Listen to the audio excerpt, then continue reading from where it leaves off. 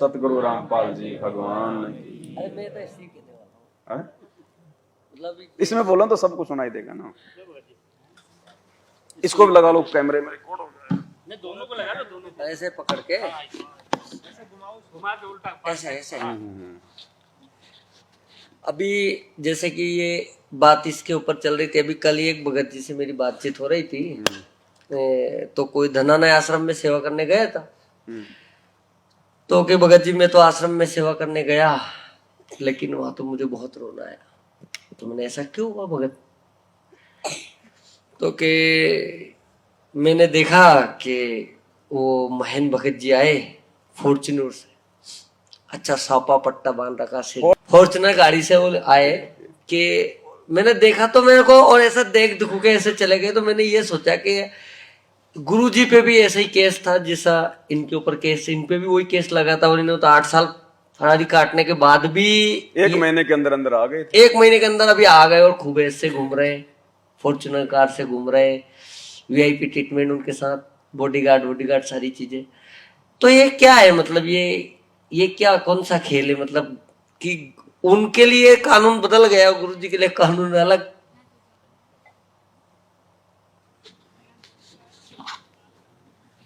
कानून तो भगत जी सबके लिए वो ही है, लेकिन ये काल का ये लोक है। बरवाला कांड का जो जन्मदाता है वो महेंद्र ही है, हम सबको पता है इस बात का। किस प्रकार से उसने उल्टे सीधे बयान दे के पुलिस प्रशासन को जबरन सतलोक आश्रम बरवाला के अंदर अटैक करने के लिए आमंत्रित किया। धारा 144 लगी हुई है, फिर भी सबको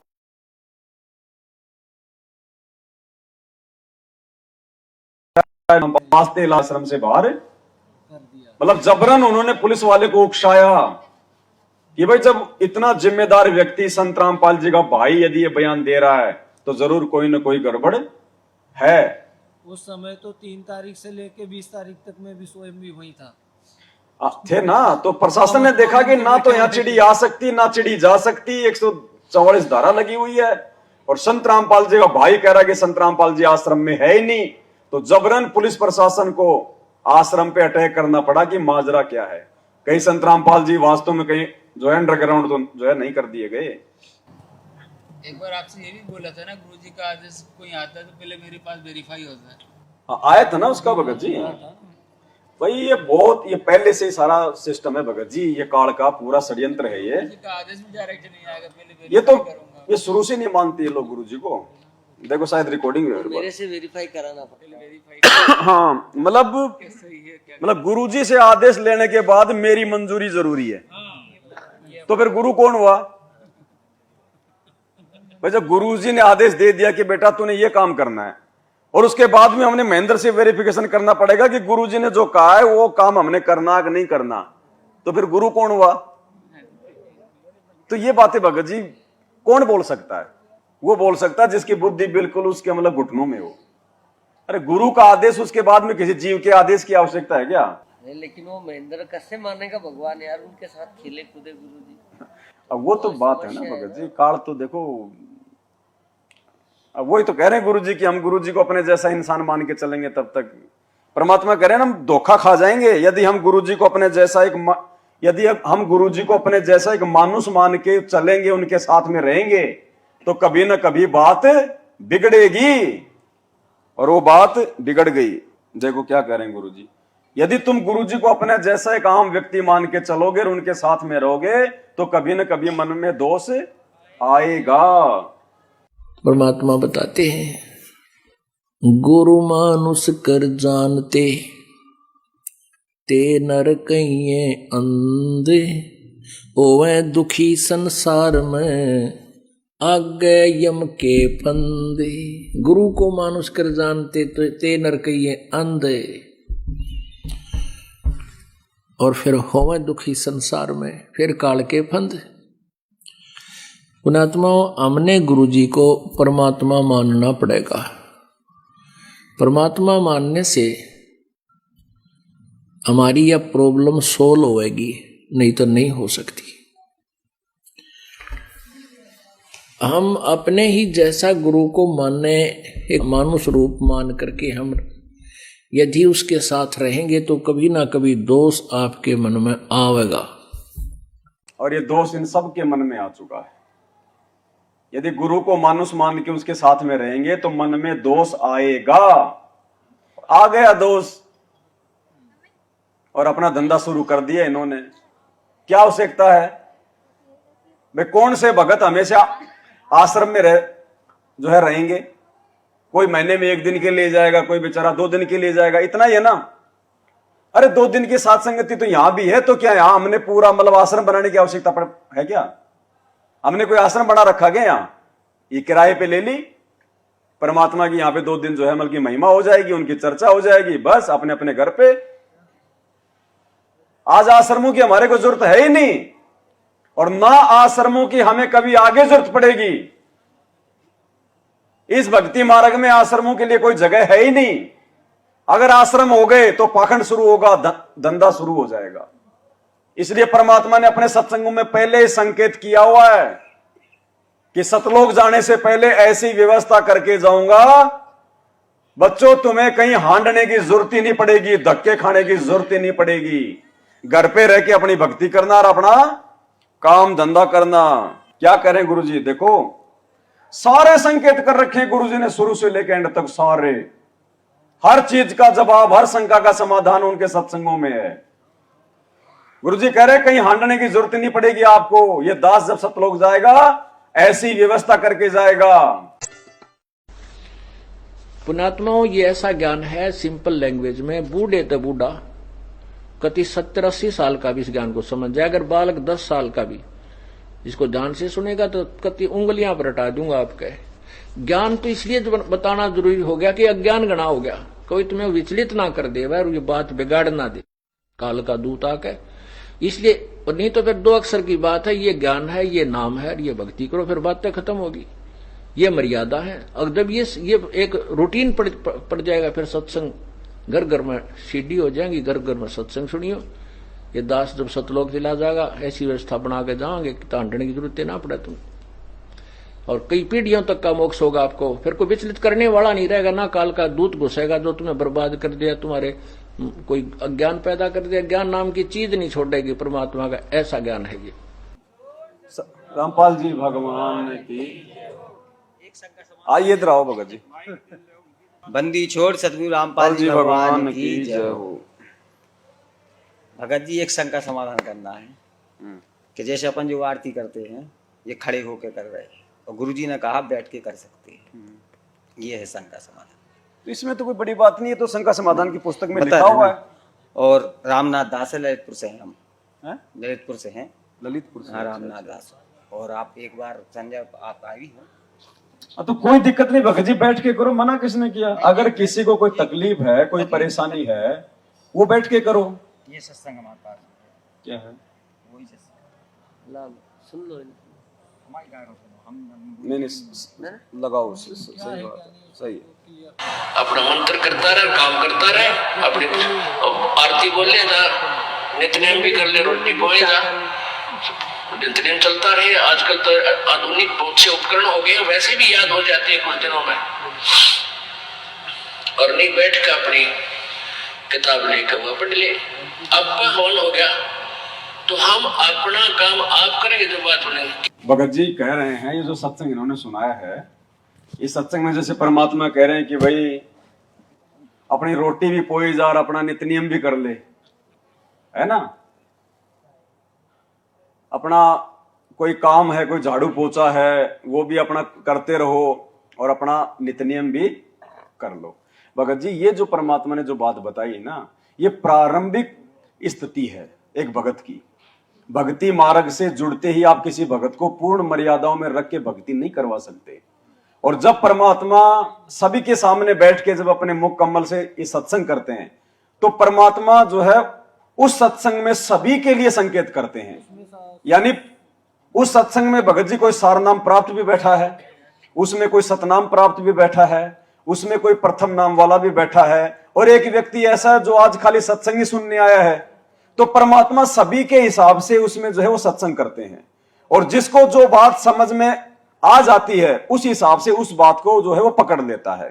अब आपकी बात को दो प्रकार से परमात्मा इसका समाधान करवाएंगे। भगत जी को थोड़ी सी यहां डाउट ये हो गया कि गुरुजी कह रहे हैं कि अपना नित्य नियम भी अपना जो है लगा दो, अपना वो करते रहो। नहीं, और बैठ के पुस्तक लेके भी कर सकते हैं भाई, अपन तो हाँ, कोई बात नहीं, कोई बात नहीं। शांति से बैठने का मतलब क्या होता है वो भी आपको समझाएंगे भगत जी। मतलब चाहे मतलब बैठ के कर लो नित्य नियम, अपना काम करते करते कर लो, अपना जो मर्जी कर लो। अब भगत जी ने तो सुना दिया आपको, स्पष्ट तो इसमें आदेश दिया नहीं गुरु जी ने कि भाई आपने बैठ के ही करना है, आपने खड़े होके नहीं करना, ऐसा तो कुछ लिखा नहीं इसमें। क्या करें गुरु जी, अपना मतलब बैठ के कर लो, अपना आराम से कर लो। ठीक है, अब एक छोटा सा सत्संग सुनाऊंगा भगत जी मैं भी आपको परमात्मा का, 2 मिनट का। ठीक है, अभी चौथा दिन है। एक जो आपने पहले आपको बताया था कि कोल्हापुर के अंदर एक भक्त है हमारे, पूरा परिवार परमात्मा का नाम लिए हुए है। तो उसमें पीछे आपको बताया था कि वो पूरा परिवार उपदेश लिए हुए हमारा, और वो एक सीडी बना रखी है, दास ने सीडी, वीडियो सीडी में भर रखा है, नित्यनेम सुबह का। तो वो वीडियो सीडी लगा करके और टीवी में चला करके पूरा परिवार सत्संग सुबह का नित्यनेम किया करता है। तो वो बता रहे थे कि हम शाम जब पिछले 8 श्लोक रह जाते हैं। अब सुनना पे ध्यान से, इसमें परमात्मा कह रहे हैं कि वो परिवार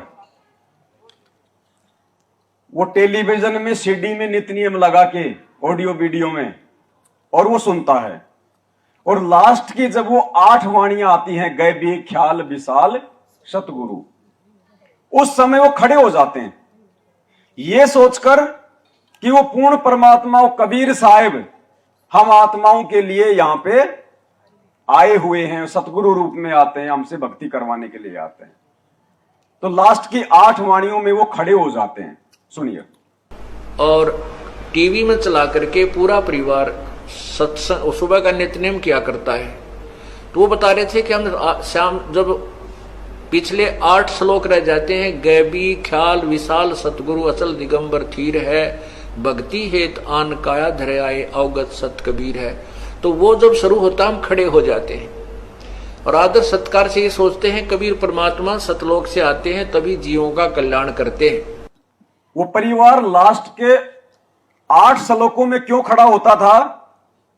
गुरुजी ने बताया कि वो ये सोचते हैं कि परमात्मा धरती पे हम जीवों के लिए आते हैं और हम उनके आदर सत्कार के लिए हम खड़े होके ये 8 वाणियां गाएं। तो भाई उनकी सोच केवल इतनी थी, वो केवल 8 वाणियों में सोचते हैं कि परमात्मा नीचे उतर रहे हैं। हम सत्सेवक जब से नित्य नियम शुरू होता है उसी समय से ये सोचते हैं कि सामने हमारे भगवान ही बैठे हैं, इसलिए उनके आदर सत्कार में हम खड़े होते हैं। बाकी हमने सबको कह रखा है, अगर किसी को दिक्कत है, कोई बीमार है, कोई एक्सीडेंट है, कोई कुछ भी, चाहे लेट के करो, बैठ के करो, सो के करो, कोई दिक्कत नहीं है। मेन चीज है वाणियां हमारे कानों में जाए और हम उन वाणियों पे अमल करें। जब तक वाणियों पे हम लोग नहीं चलेंगे तब तक चाहे तुम खड़े होके कर लो, चाहे तुम बैठ के कर लो, चाहे तुम लेट के कर लो, चाहे तुम भक्ति बोध से कर लो, चाहे तुम डीवीडी से कर लो, कोई फायदा नहीं होगा। सुनने मात्र से फायदा नहीं होगा, रट्टा लगाने मात्र से फायदा नहीं होगा, जब तक हम उन वाणियों को अपने जीवन में अमल नहीं करेंगे। दूसरी चीज क्या है, इस भक्ति मार्ग को जिसको जैसा समझ में आता चला जाता है उस अनुसार वो अपना लेता है, लेकिन गुरुजी कभी किसी को दबाव नहीं देते। परमात्मा कैसे? एक सत्संग कर रहे हैं गुरुजी माता बहनों के लिए, आपने भी ध्यान से सुनना चाहिए, जो माता बहनें अभी तक उन आदेशों पे नहीं चल रही हैं। और उस सत्संग में परमात्मा ने फिर क्या संकेत किया? पति भरता और सुहेलड़ी सेवन अधिक अपार, पति भरता भाव नहीं ये चूम चटक सिंगारे।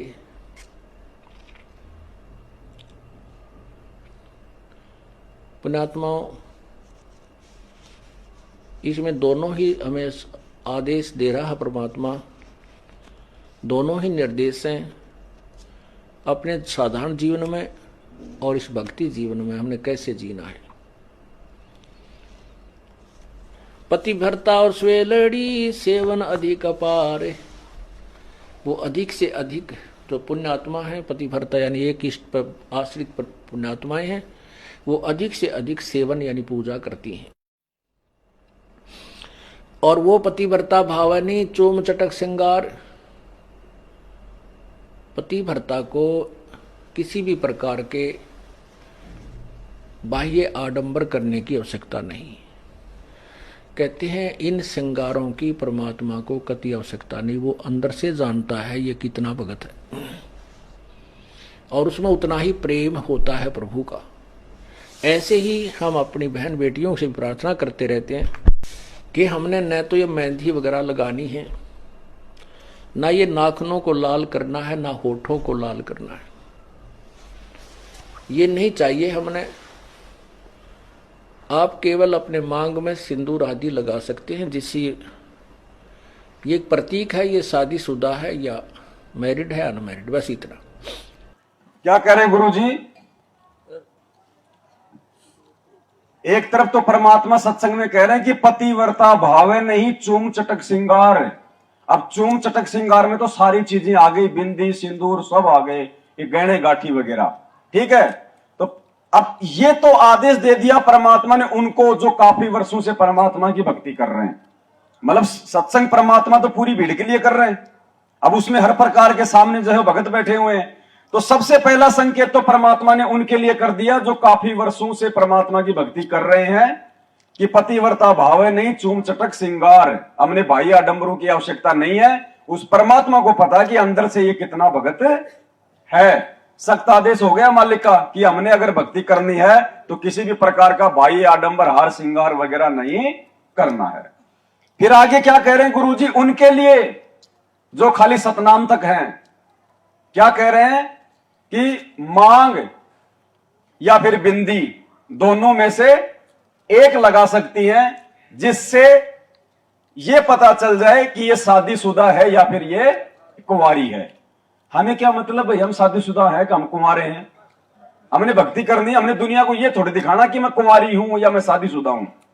लेकिन क्योंकि सतनाम तक भी आत्मा ज्ञान में इतनी दृढ़ नहीं होती है, वो अपने सास ससुर का, अपने आड़ोसी पाड़ोसियों का, अपने पियर वालों का वो ताने वगैरह नहीं सुन सकती कि तूने तो ये भी छोड़ दिया, तूने वो भी छोड़ दिया। तो परमात्मा कहते हैं कि भाई मतलब जो है बिना ज्ञान के झगड़ा बढ़े, वो बेचारी वो परेशान हो, इससे अच्छा है चाहे वो मांग भर ले, चाहे बिंदी निकाल ले, ताकि उसकी निंदा ना हो, क्योंकि उसको ज्ञान नहीं, अभी वो संघर्ष नहीं कर पाएगी। इसलिए परमात्मा ने उन आत्माओं को जो भक्ति मार्ग पे संघर्ष नहीं कर सकती, जिनको ज्ञान थोड़ा है, उनके लिए मालिक ने छूट दे दी कि आप या तो बिंदी या फिर आप सिंदूर, दो में से एक चीज लगा सकती हो, जिससे यह साफ हो जाए कि ये शादीशुदा है या फिर ये कुंवारी है। और तीसरे प्रकार का जो है आदेश परमात्मा फिर क्या दे रहे हैं आगे? फिर मालिक कह रहे हैं जिनको ज्ञान है उनको आवश्यकता नहीं है। सुनिए, ऐसे ही हम अपनी बहन बेटियों से प्रार्थना करते रहते हैं कि हमने न तो ये मेहंदी वगैरह लगानी है, ना ये नाखूनों को लाल करना है, ना होठों को लाल करना है, ये नहीं चाहिए हमने। आप केवल अपने मांग में सिंदूर आदि लगा सकते हैं, जिससे ये एक प्रतीक है ये शादीशुदा है या मैरिड है अनमैरिड, बस इतना। वो भी लगाना चाहें तो लगा सकते हैं, अन्यथा कोई आवश्यकता नहीं है। अन्यथा कोई आवश्यकता के लिए है जो नए नए आते हैं उनको एकदम हर एक क्रिया। ये किन के लिए है? ये उनके लिए है जो नए नए आते हैं, उनको एकदम हर एक क्रिया से विपरीत होना पड़ता है, इसलिए वो थोड़े से घबरा जाते हैं। जब ज्ञान हो जाएगा फिर आपको ये शरीर मिट्टी नजर आओगा। इस मिट्टी के घड़े को कितना श्रृंगार है, कितना इसके ऊपर चित्र सुंदर लगा दे, इसमें वस्तु जल नहीं है तो ये व्यर्थ है। अब परमात्मा ने छूट भी दे दी स्पष्ट रूप से, फिर आगे चल के मना भी कर दिया कि जिस दिन आपको ज्ञान हो जाएगा ये मिट्टी नजर आएगी, इस मिट्टी को आप कितना संवारोगे? जल नहीं है। और वहां परमात्मा कह रहे हैं कि या बिंदी या सिंदूर दो में से एक लगा सकते हो। और सबसे पहले कह रहे हैं कि भाई ये पतिव्रता भावे नहीं चूम चटक श्रृंगार। जो असली जो आत्मा होगी, जो असली जो पतिव्रता आत्मा होगी, वो तो बिल्कुल भी इन चीजों का उपयोग। तो भगत जी सत्संग में सभी प्रकार की आत्माएं बैठी होती हैं, परमात्मा ने हर प्रकार की आत्मा के हिसाब से सत्संग करने होते हैं। जैसे जैसे हमें ज्ञान होता चला जाएगा उस आधार से हम अपनी क्रियाओं को आगे बढ़ाते जाएंगे। अब यदि हम खड़े होकर आरती करते हैं तो ये तो है नहीं कि हमारे भाव कोई बल्कि नीचे गिर रहे हैं, डाउन हो रहे हैं, नहीं हो रहे ना। अब देखो सबसे बड़ा मैं आपको एग्जांपल दूंगा, सबसे बड़ा, उसके बाद आप समझ जाओगे कि हमने आरती खड़े होकर करनी चाहिए या फिर बैठ के करनी चाहिए। सतलोक आश्रम बरवाड़ा में आप में से कितने भाइयों ने नाम लिया हुआ है? हाथ खड़े कर दो एक बार, ठीक है, नीचे कर लो। तीनों समय की आरती सतलोक आश्रम बरवाड़ा में हम खड़े होके करते थे या फिर हम लोग बैठ के करते थे? जोर से बोलो। बैठ के करते थे ना। और भोग की आरती खड़े होके, क्यों? अरे वो भी तो आरती थी।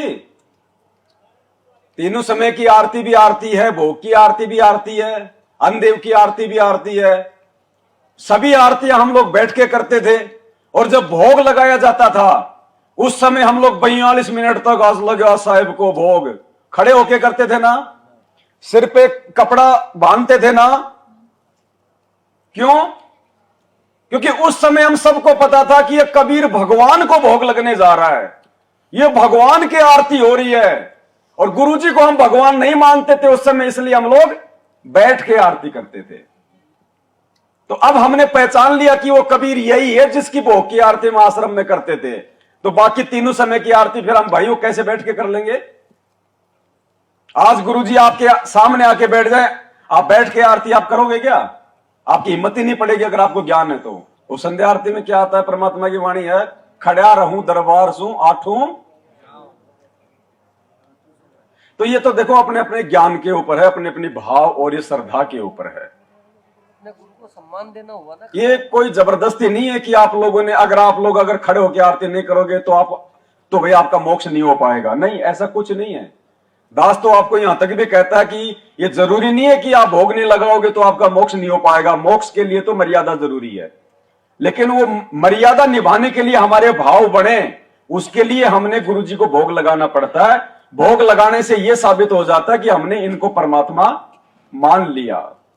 क्योंकि आश्रम में भोग लगाया जाता था ना भगवान को, हलवे राम का, तो उस समय हम किसको मान रहे थे? दाढ़ी मूछ वाले को। और अब भगवान हमने इनको मान लिया, ये है भगवान, तो फिर हम भोग किसको लगाएंगे? इनको लगाएंगे।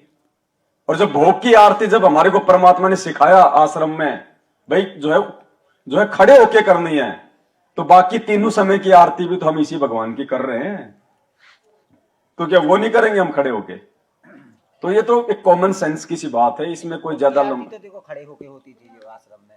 और जो अपनी भोग की आरती क्यों भाई? भोग की आरती क्यों होती थी खड़े होके? मजदूरी पे गए हैं, समझ रहे आप, मजदूरी पे गए तो खड़े होके आरती करेंगे हम लोग। मजदूरी आप बैठ के करते हो, आप खड़े होके करते हो? खड़े होके करते। तो फिर आरती खड़े होके करने में दिक्कत क्या आ रही है? देखो कैसे दिक्कत नहीं। जब 2 टाइम की रोजी रोटी के लिए 8-8 घंटे हम लोग सर पे टोकरी रख के इधर उधर घूमते रहे, और भगवान के लिए उनको खुश करने के लिए खाली आधे घंटे में हमारे पैर थोड़े दुख रहे हैं। देखो वो एक रोजी रोटी है, अगर नहीं करते हैं तो कहाँ से मतलब जुगाड़ कट होगी काम धंधे की? तो वो तो एक मजबूरी हो गई। और परमात्मा ने उस धंधे से ज्यादा महत्व किस चीज को देने के लिए कहा? तो गुरुजी ने इसीलिए तो कहा कि ये चलते फिरते उठते बैठते भक्ति करो। वो उनके लिए भगत जी, जो लोग अभी समय नहीं निकाल पा रहे, जो भक्ति से ज्यादा जो अपनी रोजी रोटी को महत्व दे रहे हैं, वो उनके लिए। जैसे वो तो चाहे ना करो आरती, उसमें भी कोई दिक्कत नहीं है। अब 2013 से हमने नाम दीक्षा ली, तो 2013 से हम मालिक की दया से अंगूठा टेक है, पढ़े लिखे भी नहीं है, लेकिन फिर भी अक्षर ज्ञान है, तो अपना पकड़े रहते। आरती जो पुस्तक है वो लेके हमेशा बैठ के ही करते हैं,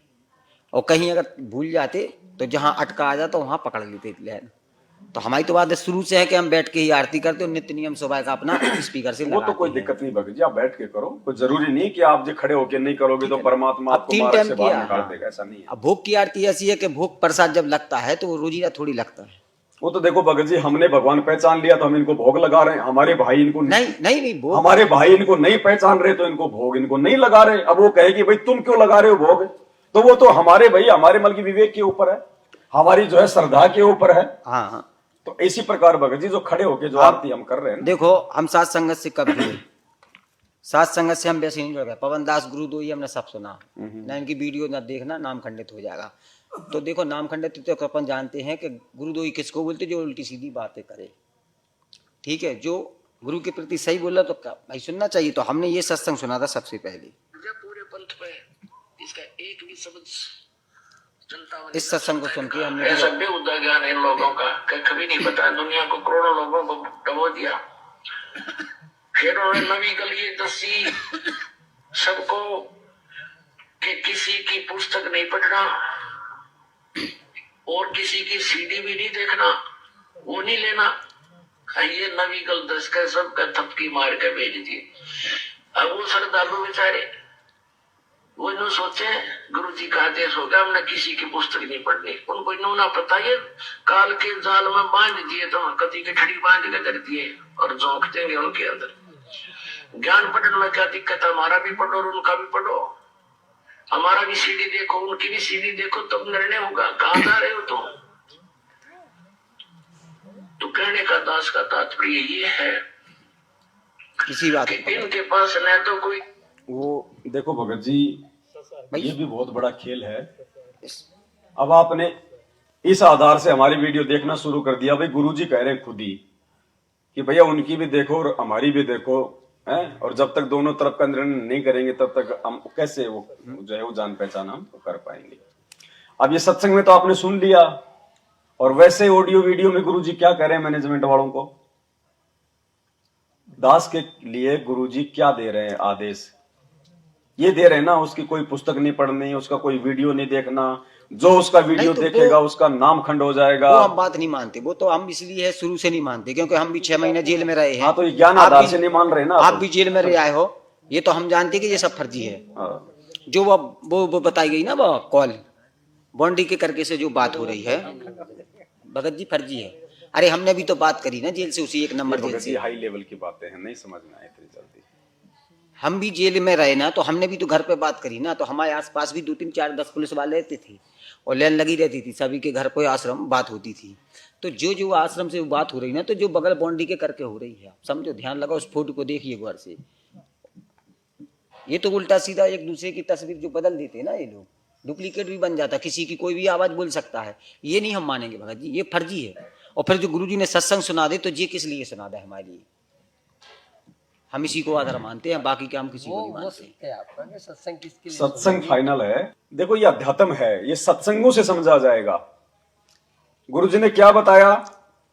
एक संत ने अपने भक्तों को अपने पास में बैठाया और रोज उनको वो ज्ञान दिया करते थे कि बच्चों, जो अपने गुरुजी की आज्ञा नहीं मानता, जो अपने गुरु के आदेशों की अवहेलना करता है, वो नरक में जाता है। बताया। और फिर उन्हीं चेलों को अपने पास में बैठा के कहा कि मेरा आदेश है, अपने अपने पैर का जूता निकालो और मेरे सिर में। अब सत्संग में तो वो गुरु कह रहा है कि अपने गुरु की तरफ अगर उंगली भी कर दी तो नरक में जाओगे, और वो ही गुरु कह रहा है उसी सत्संग में कि अपने पैर का जूता निकालो और अब मेरे सिर में मारो, ये मेरा आदेश है। अब वो क्या? वो परीक्षा। तो भक्ति मार्ग का जो विधान है वो तो गुरुजी सत्संगों में डाल के चले गए, वो बिल्कुल गुरुजी ने तो अटल है। अगर ये भक्ति चलेगी, ये ज्ञान मार्ग चलेगा, तो गुरुजी के सत्संगों के हिसाब से चलेगा। अब भक्तों के विवेक की बुद्धि की 28 साल से ज्ञान देने के बाद में अपने ही भक्ति विधान के विपरीत आदेश देके गुरु कैसी भी परीक्षा ले सकता है भगत जी? तो गुरुजी ने तो अभी तो बोला कि शीश दिए जो गुरु मिले तो भी सस्ता जान। हमें रावण जैसा शीश थोड़ी देना है। नहीं तो शीश तो उसने भी नहीं दिया। नहीं तो उसने कहा अपने गुरु जी के जूते मार दिए? उसने तो अपने सिर पे मारे ना। हाँ, तो अपने सिर पे मारे, अपने सिर पे मारे ना। हाँ, तो लेकिन आदेश की तो उसने पालना उसने की ना। तो भाई वो शीश भी तो गुरु जी का भी था। मतलब जैसे कहने का मतलब है गुरु अपने ही ज्ञान के विपरीत आदेश देके भी परीक्षा लेगा। हाँ। साल भर तक टीचर बच्चों को पढ़ाता है, भारत की राजधानी दिल्ली, और जब वो उनकी परीक्षा लेता है तो भगत जी क्या लिखता है वो पेपर में? भारत की राजधानी क्या है? क्या उसको नहीं पता क्या है भारत की राजधानी? बच्चों की परीक्षा ले रहा कि जब मैंने साल भर तक इनको पढ़ाया तो इनका दिमाग कहां था? तो भगत जी 2014 के बाद से जितने भी ऑडियो वीडियो जो भी कुछ हो रहा है ना, ये सब हम भक्तों की परीक्षा है। इससे कोई मतलब नहीं है भाई, ये अध्यात्म है। इन ऑडियो वीडियो को देख के विचलित मत हो जाना। इन ऑडियो वीडियो को दास हमेशा आपको एक बात बोलता आया है, शुरू से ही, जब से ही आने लगी हैं। दास ने आपको क्या कहा कि भैया फर्जी हैं, नकली हैं, लेकिन इन ऑडियो वीडियो में जो बातें हमारे गुरुजी के ज्ञान से मेल खाएंगी वो हमें स्वीकार्य हैं, मंजूर हैं। बाकी हम नहीं मानेंगे, चाहे गुरुजी की क्यों ना हो। तो इसका भी परिणाम वो दिया ना प्रमाण गुरुजी ने, इंद्रमती का जो सत्संग है उसके अंदर, कि स्वयं गुरुजी भी आए, मतलब कि काल ने गुरुजी का ही रूप लिया। हाँ। और उसने वो आदेश बताया, तो बताया कि भाई गुरुजी भी आ रहे हैं और आदेश दे रहे हैं, और यदि वो ज्ञान से नहीं मैच कर रहा है नहीं करना, तो आपको स्वीकार ही नहीं करना है, चाहे भले गुरुजी आपको आदेश दे के, लेकिन वो गुरुजी के बताए ज्ञान से मैच। सत्संग में गुरुजी ने ये भी तो बोला कि मेरे रूप में, मतलब मेरे रूप में काल भी आ सकता है। तो वहाँ सतनाम का जाप जो आपको मंत्र मिला वो करना पड़ेगा जब उसका चेहरा चेंज होगा। तो अभी हमारे सामने क्या गुरुजी भैया परमात्मा निचोड़ के लेके जाएगा, मसल देंगे एक बार। ऐसा नहीं, सतलोक ऐसे नहीं मिलेगा। अगर ऐसे मिलता तो गुरुजी हमें क्या कहते हैं, तुम लाखों बार मेरे शरण में आ लिए, लाखों बार तुमने कलयुग निकाल दिए, लेकिन रह जाते हो। तो मैं हमेशा ये प्रार्थना करूंगा, या तो मानना अपने गुरुजी के खाली जो है मतलब प्रवचनों की, उनके सत्संगों की, या फिर जब तक आप खुद जाके गुरुजी के सामने खड़े होके कोई आदेश प्राप्त नहीं कर लेते तब तक मत मानना। कोई दूसरा गुरुजी को कह के क्या आदेश जो है दिलवा रहा है, ये आपको स्वीकार्य नहीं होना चाहिए। आप खुद जाके पूछो, खुद जाके आदेश लो, आपके सामने गुरुजी कह दे हाँ बेटा ये सही है गलत, या तो तुम लोग उस बात को मानना, या फिर गुरुजी ने जो सत्संग कर दिए वो उनका भक्ति विधान है, वो कभी फेल नहीं हो सकता जिंदगी में। बाकी तो परमात्मा है, बेहतर प्रकार की लीला करेगा, आप और हमारी दिलो दिमाग से बाहर है। अगर मैन अगर पटरी से नीचे उतर गए, भाई ट्रेन अगर पटरी से नीचे उतर गई तो फिर वो नहीं चल पाएगी, भले उसमें बहुत जान है लेकिन वो नहीं चल पाएगी आगे। तो भक्ति मार्ग की जो पटरी है वो गुरु जी के सत्संग है। सत्संगों को जिसने अपना गुरु बना लिया वो कभी भक्ति मार्ग पे मार नहीं खाएगा। जानबूझ के परमात्मा बरवाला कांड में चुपचाप रहा। गुरुजी ने ये करवाना ही था, इसके किए बिना गुरुजी के परिवार का पाखंड भगत समाज के सामने नहीं आ सकता था, लोगों की आस्था उनसे नहीं हट सकती थी। और भक्ति मार्ग में सबसे बड़ा रोड़ा उनका परिवार, ये वंशवाद है। 4 युगों का इतिहास है ये, 1000 साल तक भगवान ने मार्ग चलाना है, ऐसे कोई कच्चा काम करके नहीं जाएगा। सब पता परमात्मा को कौन क्या कर रहा है, आज क्या उसको पता नहीं, बाहर कौन क्या कर रहा है, ये साथ संगतियां कौन करवा रहा है, ये हिम्मत कौन दे रहा है, ये नई ये प्रेरणाएं अपने गुरु, ये इतनी सारी बातें जो साथ संगतियों में कितने बदलाव हुए तुम्हें पता है। एक किताब बन जाएगी जिस दिन हम इन बातों पे विचार करने लगेंगे। गुरुजी ने दाढ़ी मूंछ वाली फोटो को भगवान बताया और इस दास के माध्यम से परमात्मा ने उस फोटो को सबके जो घरों से बाहर निकलवा दिया। क्यों भाई, तुमने मेरी बात क्यों मानी तुमने मेरी बात, जब तुम्हारे गुरुजी ने नाम दीक्षा के साथ में तुम्हें वो दाढ़ी मूंछ वाली फोटो दी कि यो भगवान है, इसको दरबार में लगाना, इसके आगे आरती करना, उस फोटो को तुमने मेरे कहने से क्यों निकाला सबने। ये गुरु के आशीर्वाद बिना, उसकी मेहर बिना नहीं हो सकता। मेरी बात कोई नहीं मान सकता, ये वक्त की आवश्यकता है। ये गुप्त रूप में परमात्मा सारा काम कर रहा है, वो अंतर्यामी, उसको सबको पता है। मेरे कहने से आप खड़े हो के आरती आप क्यों करोगे भाई, मैं कौन लगता हूं आपका। लेकिन आपके अंदर से प्रेरणा, मैं खाली एक निमित्त बना, मैं खाली एक टेप रिकॉर्डर, अंदर से आपको खड़े होकर आरती करने की हिम्मत कौन दे रहा है, प्रेरणा कौन कर रहा है। आप मेरी बात नहीं मान रहे और ना मैं मनवा रहा, और ना ये बात मनवाने से मुझे कोई फायदा है। आप खड़े होकर आरती अपने भगवान के आगे कर रहे हो, मुझे क्या मिल रहा है, मुझे क्या मिल रहा है। अपने गुरु को भोग लगाना परमात्मा ने सात संगतियों से शुरू करवाया। आप मेरे को हलवा खिला रहे हो क्या, हलवा खाने वाला खा रहा है, आप जी खिला रहे हो, आपका पैसा लग रहा है, मुझे क्या फायदा। ये परमात्मा करवा रहा है।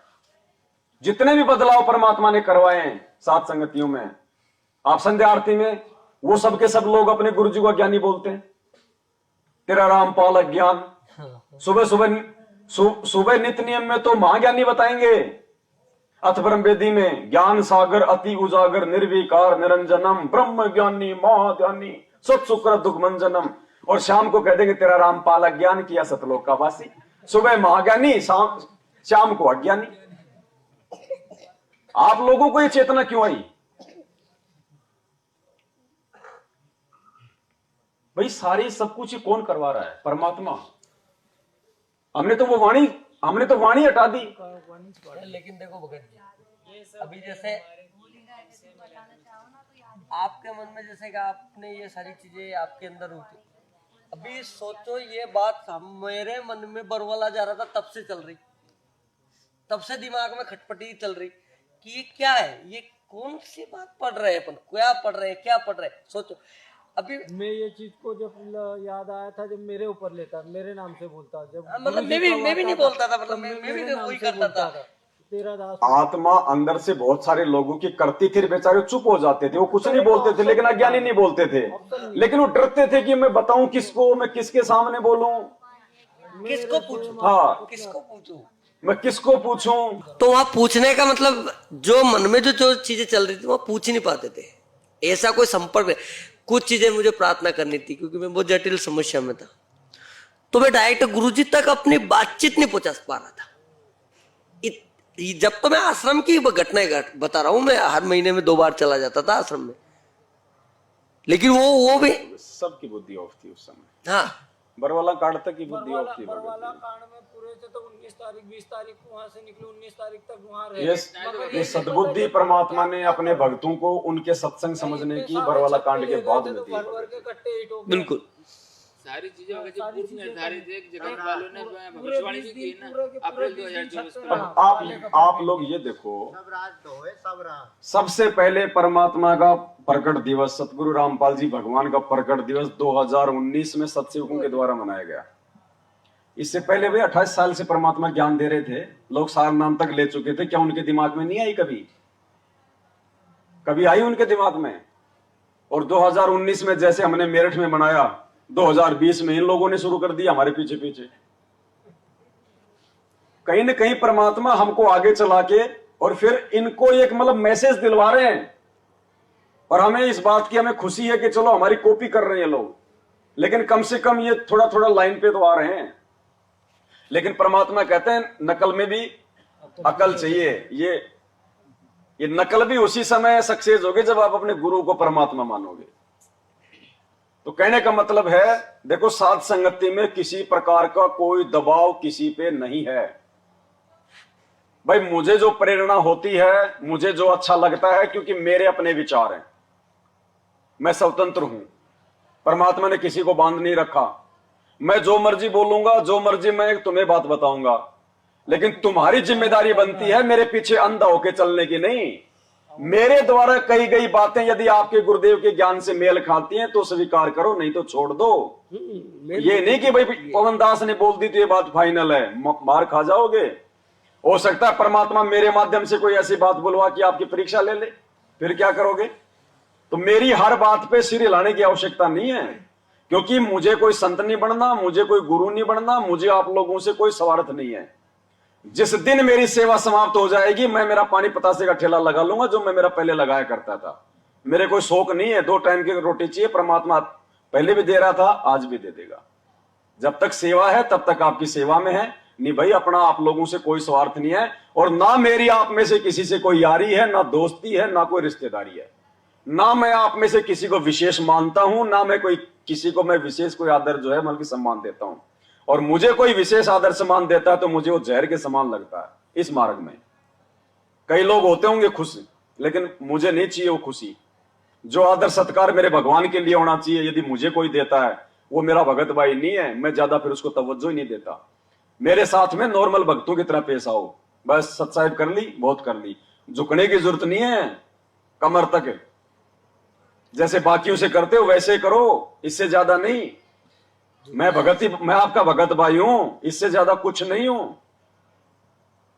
मैं सबको समान रूप से बैठ के समझा रहा हूं मेरे गुरु के आशीर्वाद से।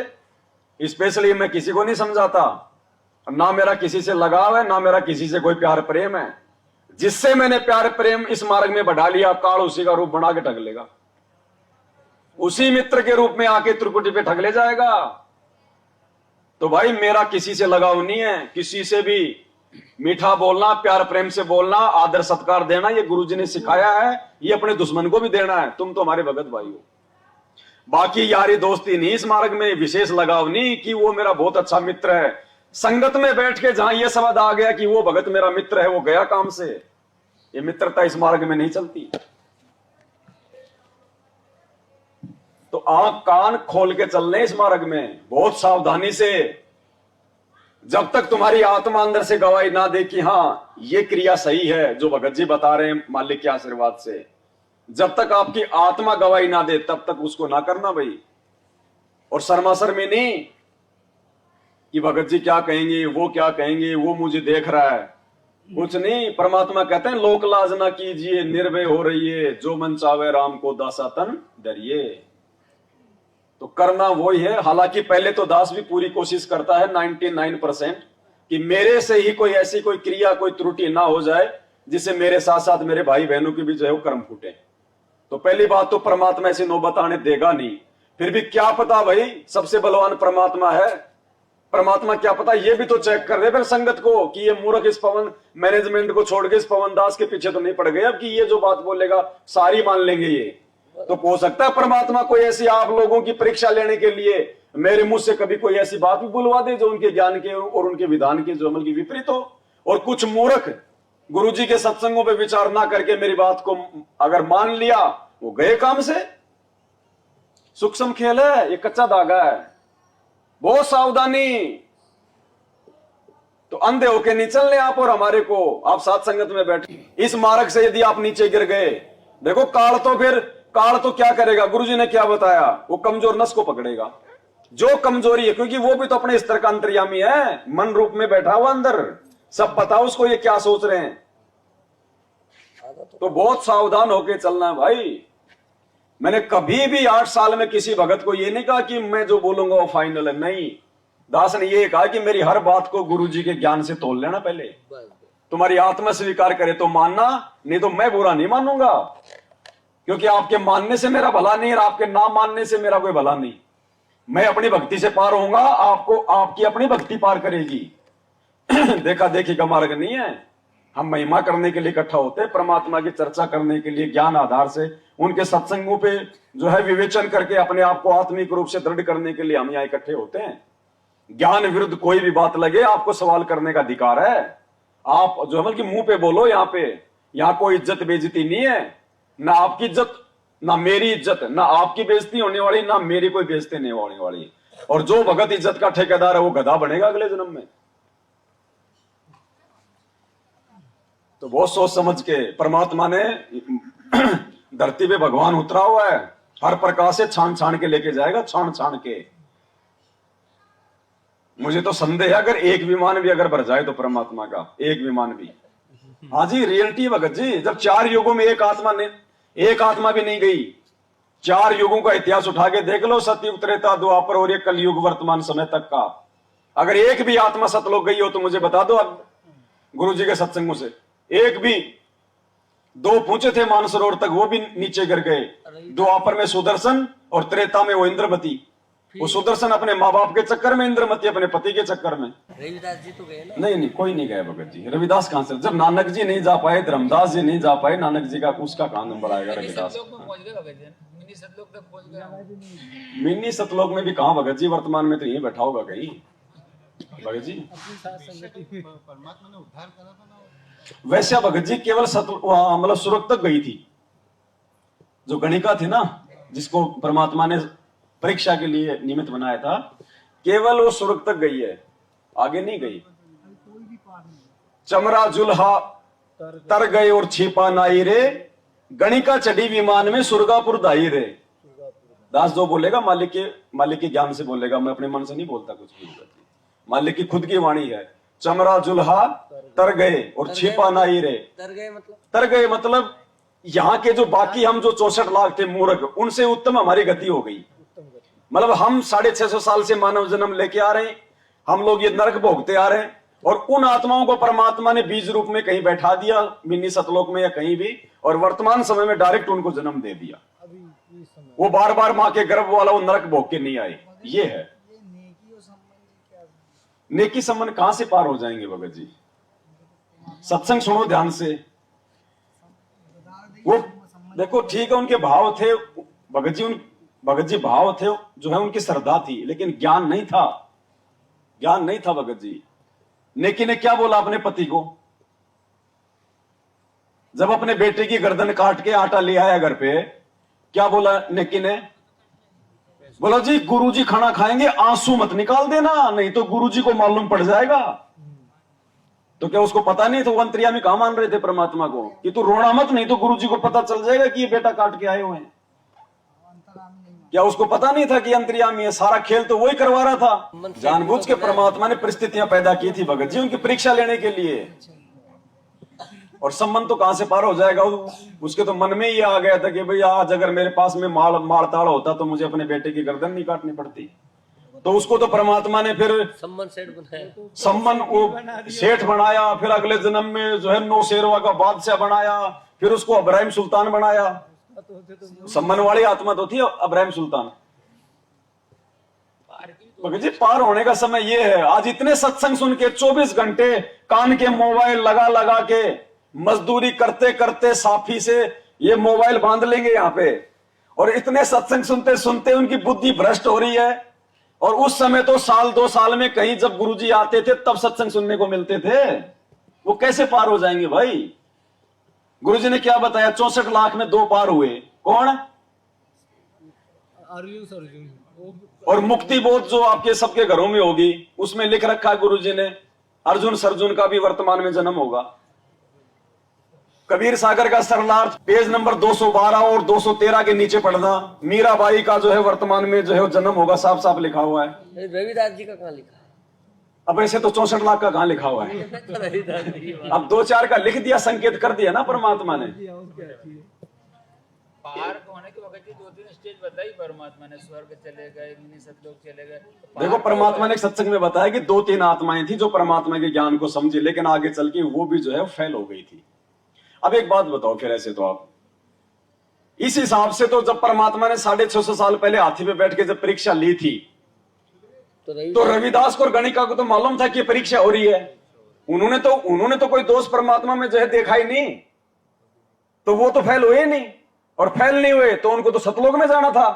फिर वो शुरू क्यों गई भाई? जब उनका गुरु फेल हो गया, जब उनका गुरु ही फेल हो गया, जब भगत जी सर्वानंद जैसे फेल हो गए, मालिक ने सिर्फ बताए 1.5 या 2 मतलब वो मतलब एक ही है बस। वो 1.5 और 2 दोनों वो एक ही है, चाहे 1.5 कह दो चाहे उनको 2 कह दो, बात एक ही है कि वो 2 पार हुए थे, और वो भी इतने पार हुए कि उनको फिर से जन्म लेना पड़ा।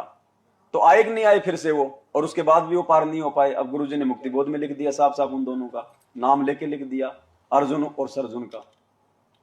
अब है वो भगत जी सारे अब हैं। देखो परमात्मा क्या कह रहे हैं।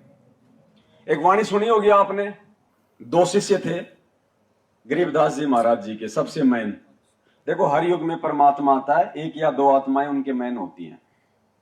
650 साल पहले आए तो उनके कौन था?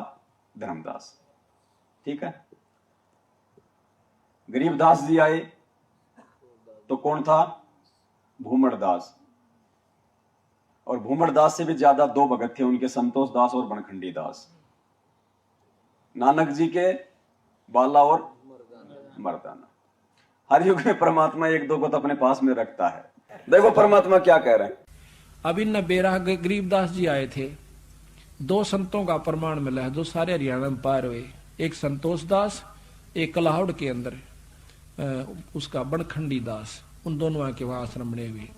वो भी इतने पार हुए से वो फिर जन्म लेना से उन्होंने। तो जब गरीबदास जी जब अपने चेलों को पार नहीं कर पाए तो अर्जुन सर्जुन को कैसे पार कर देंगे?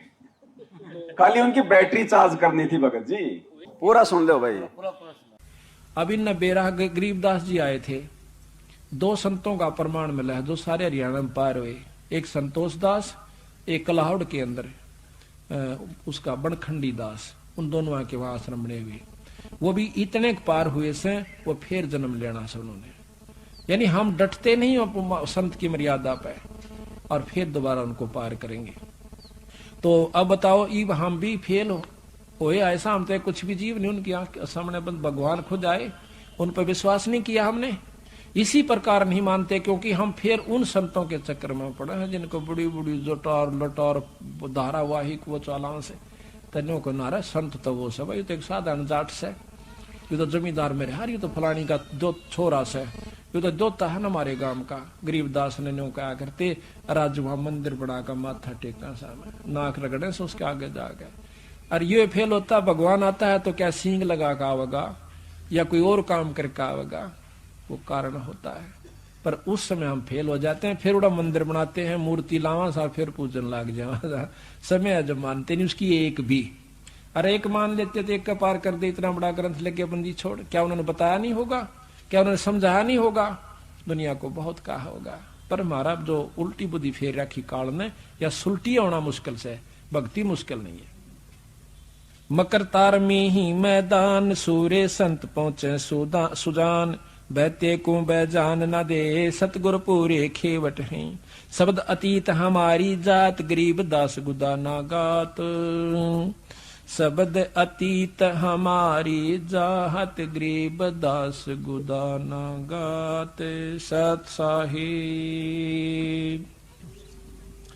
गरीबदास जी कह रहे हैं अपने लिए कि शब्द अतीत हमारी जात और गरीबदास गुदाना गात। तुम्हारी तरह अड़मास का शरीर नहीं है, ये गुप्तांग नहीं है मेरे।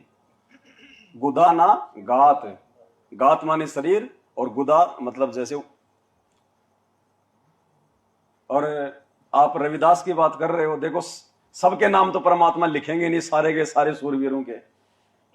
जब काशी में चिट्ठी डाली गई थी शेख तकी के द्वारा है, और भीड़ इकट्ठी हो गई काशी में, और रविदास जी परमात्मा की झोपड़ी में थे उस दिन, और सुबह सुबह रविदास जी लोटा लेके लैट्रिन करने गए, और जब उन्होंने भीड़ देखी और दो चार से पूछा कि भाई काशी में इतनी भीड़ क्यों, तो बोले रे काशी वालों तुम कौन सी दुनिया में रहते हो, तुम्हें पता नहीं कबीर भंडारा कर रहा है।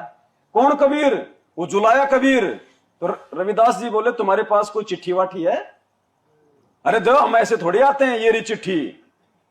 तो गुरुजी ने क्या बताया सत्संग में, बेचारा कित का लैट्रिन करे था, उसके तो ऊपर चढ़ गई, वापस लेके लोटा झोपड़ी में आ गया। बोले भगवान आज तो अपनी काशी छूटेगी। अगर रविदास जी को विश्वास होता कि ये त्रिलोकीनाथ है, ये भगवान है जो पूरी दुनिया का पालन पोषण कर रहा है रोज, वो 18 लाख को भोजन नहीं करवा पाएगा, ये काशी छूटेगी। तो परमात्मा ने भी फिर वैसी लीला की उस भगत का ज्ञान देख के, बोले भाई अंदर से कुंडी लगा ले और रात रात काट ले, सुबह दोनों चलेंगे यहां से। तो बोले तुरंत कुंडी लगा दी रविदास ने। भगत जी ये ज्ञान से ही निर्णय होगा, मतलब ज्ञान ही इम्पोर्टेंट है पार उतरने और के कुछ लिए। नहीं है ज्ञान के अलावा। ज्ञान नहीं हुआ ना, अब विश्वास होता तो बोल देते कि काशी वालों 18 क्या, परमात्मा तो 18 जो है करोड़ को खिला दे 2 मिनट में। क्या कहा परमात्मा ने, जब वो 2 भक्तों की परीक्षा लेने के लिए वो देवदूत आया था, वो 4 साल और 4 साल वाला, तो एक तो डगमग हो गया, और वो बोला भगवान, बोले हाथी को सूर्य के नोके से क्या, भगवान तो पूरी जो है मतलब पृथ्वी को निकाल दे। तो रविदास जी को उस समय मानते जब वो ये जवाब देते वहां पे कि परमात्मा आज तो आपकी महिमा करने का समय आ गया, दुनिया देखेगी आज आपका चमत्कार। और रविदास कहता है कोई दिक्कत नहीं, हमारा भगवान बंदी छोड़े जो पूरी दुनिया को खिला रहा है, क्या दिक्कत। जी विचार करने की बात है, सत्संग से सारे निष्कर्ष निकलेंगे। मगर ये जो भक्ति योग 1000 साल चलेगा तो उसमें पार होंगे कि परमात्मा के जाने के बाद। नहीं एक बात और अपनी वो बीच में कट गई वाला जो बताया था परमात्मा ने, हल पक्षी का उदाहरण जो दिया था ना, हाँ। जब परमात्मा जाएंगे उसी समय पार हो पाएगा। तो जाने के बाद कौन पार होगा? जो 1000 साल तक जो भक्ति युग चलना है, भक्ति युग चलेगा, पार कोई नहीं होगा ना। तो सतयुग के लिए वर्तमान में जो भक्ति कर रहे हैं, चाहे मैनेजमेंट वाले हो, चाहे सत्सेवक हो, चाहे और कोई हो, और संत रामपाल जी के रहते सहते जो पार नहीं हो पाए, जो उनके साथ सत लोग नहीं जा पाए, तो ये भक्ति का भगत जी ये प्रतिफल तो देगा ना परमात्मा। 1000 साल तक मानव जन्म प्राप्त करके वो सुख भोगेंगे, पार नहीं हो पाएंगे। पार वही होंगे जो संत रामपाल जी के रहते सहते, या संत रामपाल जी के रहते सहते जिन्होंने नाम ले लिया, और संत रामपाल जी के जाने के बाद जो पूर्ण मर्यादा में रहे, वो ही पार होंगे। वो डीवीडी से नाम लेने वाले उनके जाने के बाद में पार नहीं होंगे भगत जी। डीवीडी से लिया नहीं, गुरु जी के जाने के बाद में जो डीवीडी की व्यवस्था की जाए वो पार नहीं हो पाएंगे। भगत जी इसका तो एक जगत वालों ने एक आरटीओ भी निकाली थी ना 2018 जो मेरठ सत्संग जो चालू हुआ सात संगति, क्या? मेरठ की जो सात संगति चालू हुई थी 2018 से और 2024 अप्रैल 18 अप्रैल 2024 तक जो विशेष जुड़ाव चालू होगा भक्तों का, इसके लिए एक 18 अप्रैल 2014 तक परमात्मा जो है अच्छी अच्छी आत्माओं को जोड़ लेगा। 24 उसके बाद में हम आपस में संपर्क ही नहीं कर पाएंगे, ऐसी परिस्थितियां पैदा हो जाएंगी, ये कनेक्शन कट जाएंगे, मोबाइल बंद हो जाएंगे, ऐसा तानाशाह सिस्टम पैदा हो जाएगा, दुनिया को दुनिया से काट दिया जाएगा। राष्ट्रपति शासन का भी आज हम आपस में हम लोग इकट्ठे हुए हैं, इकट्ठे होने का माध्यम क्या है? मोबाइल।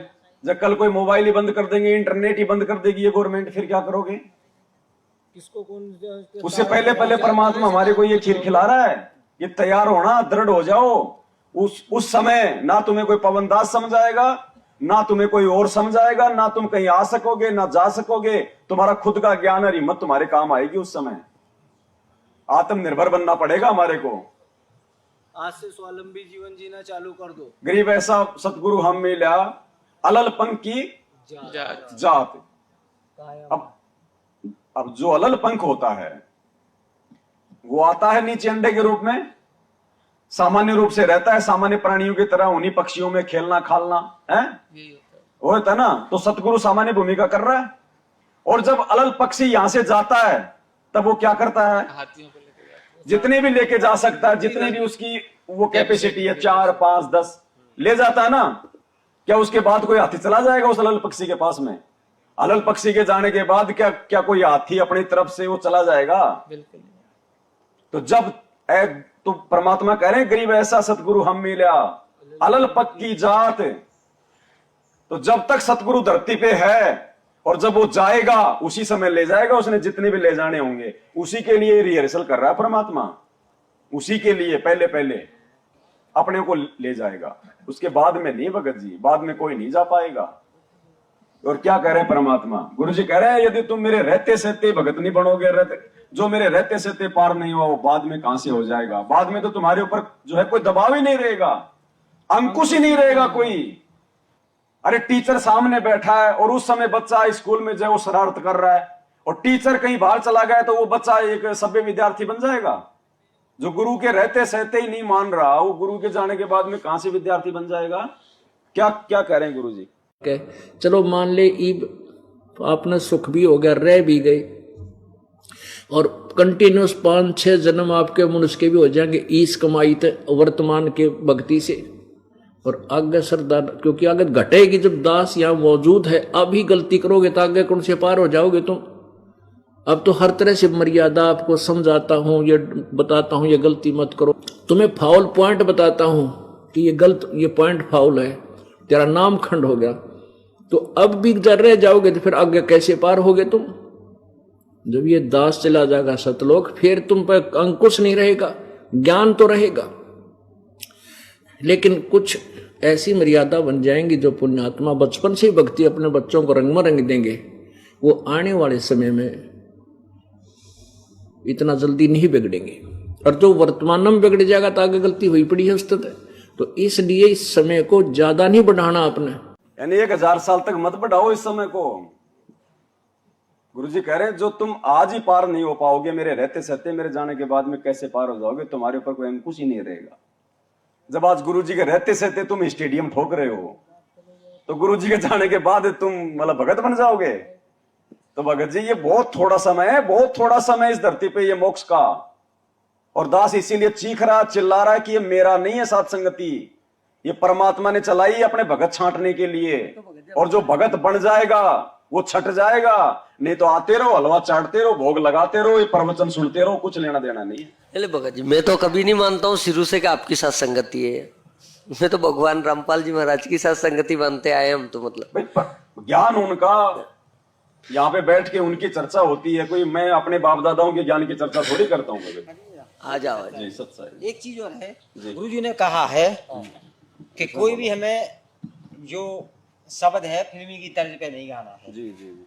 अभी एक शब्द गा रहे थे तर्ज पे, वो कौन सा शब्द गा रहे थे? मतलब ये कि वो फोटो के वो गुरु को लगा ना सको तो मना किसी को। हाँ हाँ हाँ हाँ। नहीं, ये कब कहा गुरुजी ने कि भी आपने फिल्मी तर्ज पे कोई मतलब कि जो है वो भजन नहीं गाना? नहीं कहा है, कब कहा है? वो तो हम नहीं निकाल पाएंगे, लेकिन गुरुजी ने कहा कि ये जितने भी ये साधु संत है ये फिल्मी की तर्जों पे अपना गाना वाना गा गा के वो जनता को भ्रमित करते हैं। वो तो अपना इंस्ट्रूमेंट वगैरह ढोलक बाजा लेके उसके लिए कहा गुरुजी ने। गाने की तर्ज पे, मतलब फिल्मी दुनिया गाने तर्ज की चाहे पे। कोई भी हो भगत जी, हमारे अगर शब्द परमात्मा के हैं, अगर हम अपने परमात्मा के लिए गा रहे हैं तो उसमें कोई दिक्कत कुछ नहीं। मोबाइल पे जो अपन जो फोन लगाती तो जो वाणी है वो जगतों की चलती है। कौन सी जगतों की वाणी? लगा के दिखाया जाएगा। एक मिनट रुक जाओ, उनको बता देते एक मिनट रुक भगत जी जाओ। उनके चला। ज्ञान में दम नहीं है, इसलिए परमात्मा बोलते हैं कि वो फिल्मी एक तर्ज मिनट। पे गाते हैं। नहीं, वो कौन सा फिल्मी तरह है मेरे को बताओ, कौन से गाने की तरह से? वो भोग गुरु को लगा भला न किसी सको का तो कर न सको बुरा किसी का मत तो करो। वो तो भजन है, वो तो ऑलरेडी वो फिल्मी गाना कहाँ है? भजन है लेकिन वो तर्ज तो बहुत दूसरी है ना। तो तर्ज में क्या तो दिक्कत है? भजन तो कभी सबके सारे भजन बनाए गए इन वाणियों के। तो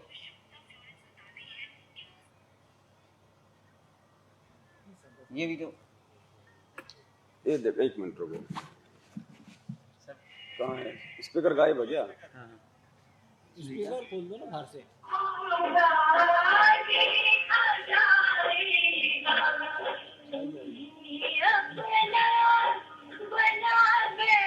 ये तो भगत जी का है। ये किसी जगत वाले का गाया हुआ है और इसने मतलब भगवान के लिए उसने वो गा रखा है। अब कोई भगत अगर उसको अगर अपनी रिंगटोन बना रहा है या वैसे उसको गा रहा है तो उसकी अपनी मौज है भगत जी, लेकिन वो फिल्मी गाना नहीं है। गुरुजी ने केवल अश्लील गाने, अश्लील साहित्य, अश्लील भजन वगैरह सुनने के लिए मना किया है। बाकी आपके गुरुजी की याद अगर कोई शब्द आपको दिला रहा है, कोई भजन दिला रहा है तो गुरुजी ने मना नहीं किया। गुरुजी ने केवल अश्लील फिल्में, अश्लील चुटकुले इनके लिए मना किया है, ढोलक जांच के लिए मना किया गया। ये तबला पेटी पे करने की आवश्यकता, क्योंकि वो कर्ण विकार है, वो ढोला तबला वगैरह। वैसे गुरुजी ने मना नहीं किया। ये तो गुरु जी के रहते थे तो तुम्हारे पे तो गाते थे वो एक भगत जी। क्या तो उसमें क्या दिक्कत हो? उसको सुनने में कोई दिक्कत नहीं, वो तो भाव जागृत होते हैं हमारे गुरु में। ये मैनेजमेंट की रोकी थी उनकी। और चलो ये बातें भी ना धीरे धीरे, देखो एक समय ऐसा आएगा, धीरे धीरे ये चीजें भी हमारे को अच्छी लगनी जो है वो बंद हो जाएंगी।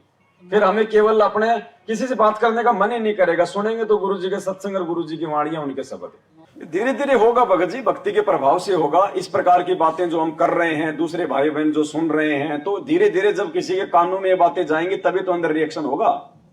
जब कोई बातें हमारे को सुनने को नहीं मिलेंगी तो हम क्या विचार करेंगे?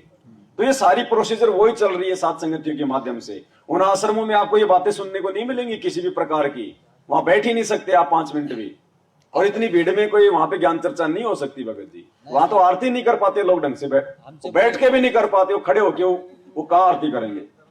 बैठ के नहीं कर पाते वो। बैडमिंटन खेलते खेलते उनके नित्य नियम चल रहे हैं वहां पे। ना ट्रॉफी में गुरु जी का फोटो लगाया, ट्रॉफी में हाँ। जो जीतेगा उसे ट्रॉफी देंगे और गुरु जी का फोटो वाले।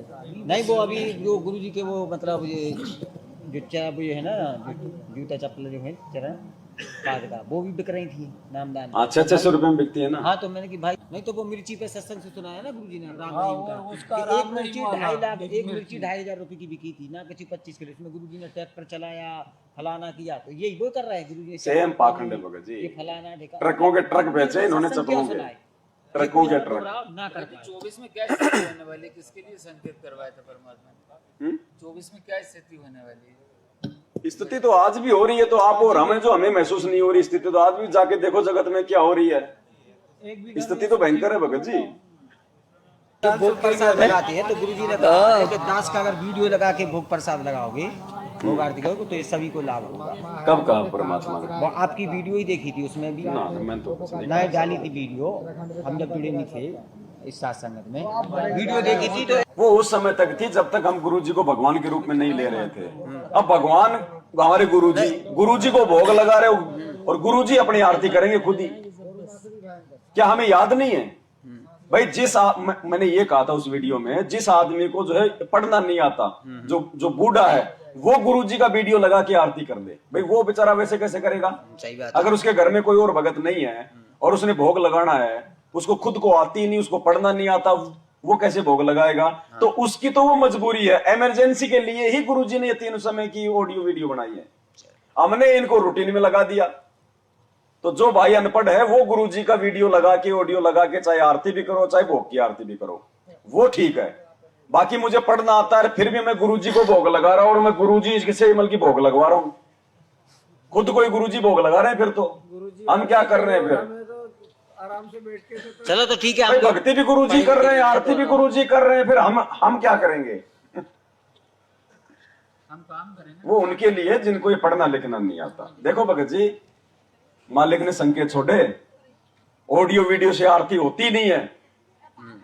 ये तो परमात्मा ने फिर 6 साल बाद में जाके ऑडियो वीडियो बनाई है, मजबूरी में। 19 गुरुजी नाम कब से दे रहे हैं? 1994 से। और ये डीवीडी कब बनी है ऑडियो वीडियो की? 2000 में करोथा आश्रम में बैठ के बना रखी है ना। 1999 में बना था करोथा आश्रम।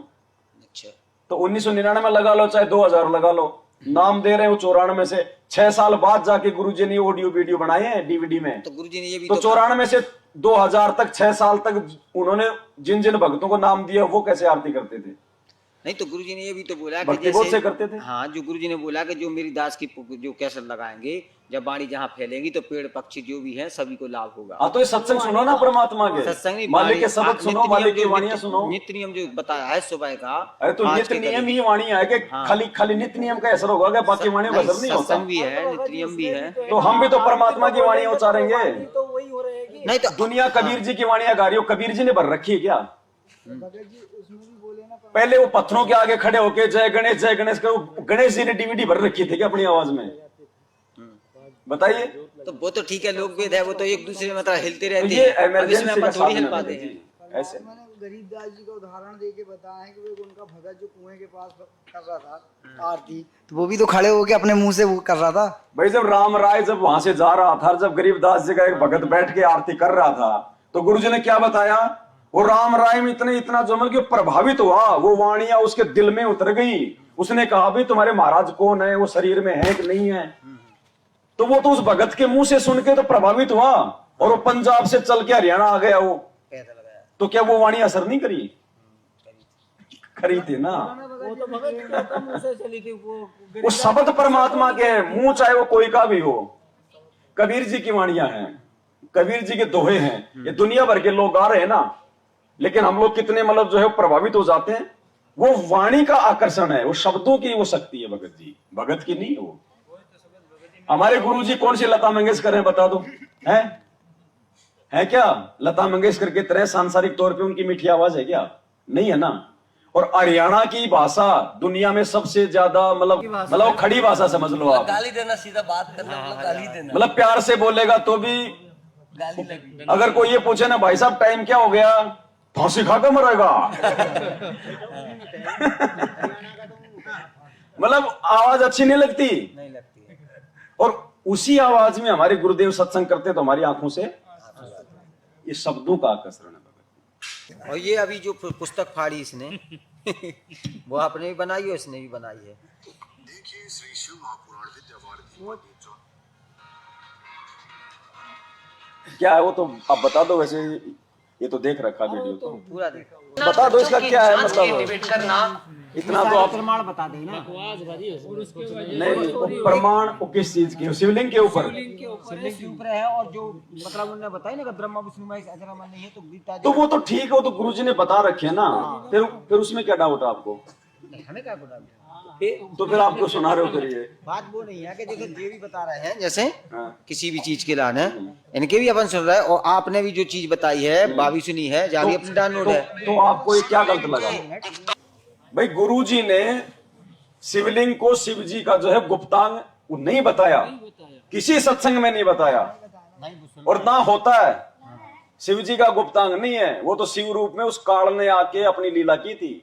वो स्तंभ बनाया था उसने ब्रह्मा विष्णु महेश के बीच में। यहाँ के शिव को तो बेचारे को मालूम ही नहीं इस बात का कि मेरा रूप बना के वो क्या जो है वो खेल खेल गया सदा शिव रूप में। तो गुरुजी ने नहीं कहा। मेरा ऑब्जेक्शन ये है कि इन्होंने इस पुस्तक का लेखक बना दिया संत रामपाल जी को, और फिर शिवलिंग के आगे कोष्टक में लिख रहे हैं वो गुप्तांग। इसका मतलब लेखक संत रामपाल जी खुद शिवलिंग को क्या कह रहा है? गुप्तांग। ये नहीं है, ये जो है ये गलत है, क्योंकि गुरुजी ने शिवलिंग को कभी भी गुप्तांग नहीं कहा। शिवलिंग की तो गुरुजी ने उल्टी व्याख्या की है कि ये जगत वालों ने जो है मतलब की भद्दी व्याख्या कर दी। जगत वालों के विचार बताए गुरुजी ने कि जगत वाले कहते हैं तो शिवलिंग को शिव जी का गुप्तांग समझ के उसकी जो पूजा कर रहे हैं, जबकि असल में शिवलिंग क्या है गुरुजी ने क्या बताया। पुण्यात्माओं, दास ने अपनी पिछली वीडियो में भी जिक्र किया था कि जिसका बाप एक है उसकी बात एक, और जिसके बाप अनेक हैं उसकी बात अनेक। संत रामपाल जी महाराज जी का आज भी शिवलिंग के ऊपर एक ही सत्संग है, एक ही बात है, और पहले भी एक ही सत्संग और एक ही बात थी। उन्होंने शिवलिंग को शिव जी का लिंग नहीं बल्कि शिव जी की शक्ति का प्रतीक बताया है। सुनिए उन्हीं के मुख कमल से। दो दल कमल प्रेखो जाना, ब्रह्मरंद्र की घाटी जाना। आगे जाके दो दल का कमल त्रिकुटी कमल में है। बंकापुर बंका है नगरी, घाट बाट कुछ पंथ ना पग डगरी। घाट बाट नहीं तासे के अवगत नगर निदान, सतगुरु के ऊपर ताप से पहुंचे कोई संत सुजान। कि अब यहाँ से ब्रह्मरंद्र को पार करना है। ब्रह्मरंद्र को पार करके आगे एक शिव का लिंग है, ये नहीं पत्थर का। ये दो लिंग की परिभाषा यहाँ बना रखी है, कति अनजान लोगों ने गुमराह कर रखी। वहां पर एक स्तंभ है, लिंग कहते हैं इसको खंबे को, और वो यानी उससे तेज पुंज से है। एक इतना चमक प्रकाश का इतना लंबा वो स्तंभ है वहां पर, उसको शिवलिंग कहते हैं। शिव माने शक्ति का प्रतीक। उस ब्रह्मरंध्र को पार करके ईश्वरी उस निरंजन की शक्ति का वो प्रतीक है। वो स्तंभ जैसे झंडे लाले नारे नारे, ये फलानी पार्टी का, ये फलानी पार्टी का। वहां पर शिव का लिंग है।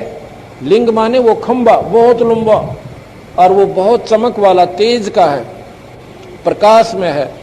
कहते उसके बाद वो शिव के लिंग को पार करके जब आपने निरंजन के लोक में जाना है। और ये शिवलिंग और बना रहे बड़ी बूढ़ी चाड़ा मूर्ति बना लिया, उसकी परिभाषा सुनाने दिया भी शर्म आवे। तो गुरुजी कह रहे हैं कि गुरुजी तो शिवलिंग की क्या परिभाषा बता रहे हैं, और जगत वालों को गुरुजी डांट रहे हैं कि यहाँ इन्होंने ऐसी मतलब जो है गंदी उसकी जो है परिभाषा बना दी हमारे को सुनाते हुए भी। तो गुरुजी कैसे शिवलिंग के आगे उस पुस्तक में जो बल्कि गुप्तांग लिख देंगे। गुरुजी तो खुद बल्कि खंडन कर रहे हैं जो लोग उसको बल्कि गुप्तांग समझ रहे हैं। तो ये है मेरा ऑब्जेक्शन। भगत जी सच साहब हमसे बोल रहे कि हम मालिक की दया से सब चीज अलग तो कर दी है घर से, जैसे दाढ़ी मूछ वाले की, लेकिन जो आश्रम से मिला था नाम मंत्र वाला और वो पुस्तक, उसका क्या करें? ज्ञान आधार से थोड़ा बताइए। तो फोटो तो लगी है ना उसमें। अच्छा, कल को अगर वो फट जाए, उसकी तो उसको चिपड़ी क्या उतर करना जाए वही तो चीज़? आप क्या करोगे? तो कल कोई भक्ति बोध फट जाए तो आप क्या करोगे? तो वही जी तो ये पूछ लगा रहा के ना, इसकी सवा कर दो, जानकारी क्या नहीं है ना करना भगत जी। उसका? ये लगा के सवा कर दो, बस वही चीज पूछ रहा है। और क्या करना उनका भगत जी। अब उन कारणों से हमारे को मंत्र ही नहीं करने, हाँ बस वही नहीं तो करना ना उससे। तो उनको हम अपने घर में रख के भी हम क्या करेंगे? ना किसी को हम वो दे सकते, दे भी नहीं सकते। ये लगा के सवा कर दो। जैसे जो हम लोग जो जोत जलाते हैं, जो बत्तियां जो बसती हैं, जहाँ पे आप इनको उसी इकट्ठा में करते मतलब हो, अपन वो कर देना। उसी में डाल के सवा कर दो। उनको क्या करना आपने? वो प्लास्टिक तो उखाड़ के अलग डाल देना, और जो नीचे का जो है कागज उसको सवा कर देना, वरना फिर वो प्रदूषण फैलाएगा वो प्लास्टिक। भगत जी, अपन जैसे कहीं मुसीबत में फंस जाते हैं, जैसे कहीं जा रहे हैं और कहीं गांव में फंस गए और कहीं रास्ता ही नहीं है और कोई साधन भी नहीं है, जिस अपन जैसे कहीं फंस गए और उसके पास गाड़ी है, अच्छा, अपने पास गाड़ी नहीं है, हाँ, और वो बोले कि मैं तो वहाँ छोड़ूंगा, तब जाके वो ये तो किराया है, वो तो चाहे जो मर्जी किराया भाई, आपने उस सुविधा का फायदा उठाया ना। भाई आप बस में जाते हो, आप ट्रेन में जाते हो, आप टिकट कटवाते हो ना। अब टिकट, अब वो चाहे सरकार चाहे उसको दारू में लगा है, चाहे उसको मतलब की बकरियां कटवाए, हमें क्या लेना देना? हमने तो उसको सही के लिए दिया है, उसके बाद उसके कर्म में उस पैसे का वो क्या यूज करता है।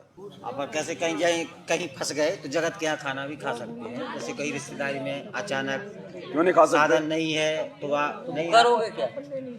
खा सकते हो तो अपना मंत्र जाप करो। खा परमात्मा खाओ, लेकिन वो अपनी आरती करो खा के, लेकिन जबरदस्ती साफ नहीं। सुथरा खाना खाओ।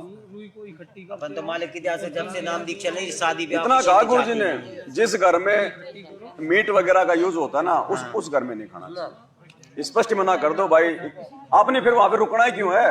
पहली बात तो अपना रुकना काम ही करके नहीं है। निकलो। अगर कोई मजबूरी है, कोई दिक्कत है, गाड़ी चूक गई है, बस नहीं मिली है, तो कोई दिक्कत नहीं, रुक सकती है वहाँ पे। मुझे सत्संग में बताया गुरुजी ने दो प्रकार से समझाया सत्संग में जी। हर बात की गुरुजी दो प्रकार से है।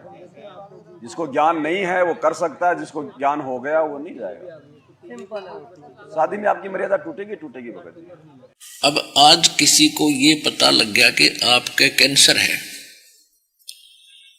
और उसके घर में चाहे ब्याह हो छोरे का लड़के का और उसको कोई नो के आजा डांस कर ले, नो के तू जा मेरा अपना काम करे, हो रहा डांस, मेरी तो शातान हो रही है, अब करके दिखाओ डांस, बजाओ डीजे, सुनो गाने।